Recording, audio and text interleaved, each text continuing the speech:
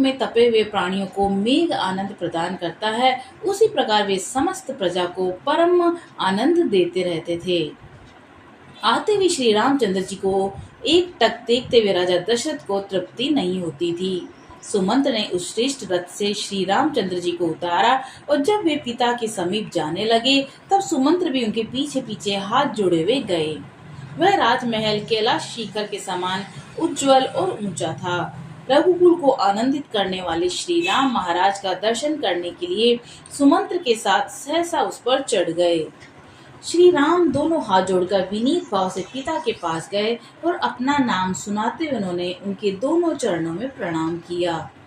श्री राम को पास आकर हाथ जोड़कर प्रणाम करते देख राजा ने उनके दोनों हाथ पकड़ लिए और अपने प्रिय पुत्र को पास खींचकर छाती से लगा लिया। उस समय राजा ने उन श्री रामचंद्र जी को मणि जटिल सुवर्ण से भूषित एक परम सुंदर सिंहासन पर बैठने की आज्ञा दी, जो पहले से ही उन्हीं के लिए वहां उपस्थित किया गया था। जैसे निर्मल सूर्य उदय काल में मेरु पर्वत को अपनी किरणों से उद्भासित कर देते हैं, उसी प्रकार श्री रघुनाथ जी उस श्रेष्ठ आसन को ग्रहण करके अपने ही प्रभा से उसे प्रकाशित करने लगे। उनसे प्रकाशित हुई वह सभा भी बड़ी शोभा पा रही थी। ठीक उसी तरह जैसे निर्मल ग्रह और नक्षत्रों से भरा हुआ शरद काल का आकाश चंद्रमा से उद्भासित हो उठता है।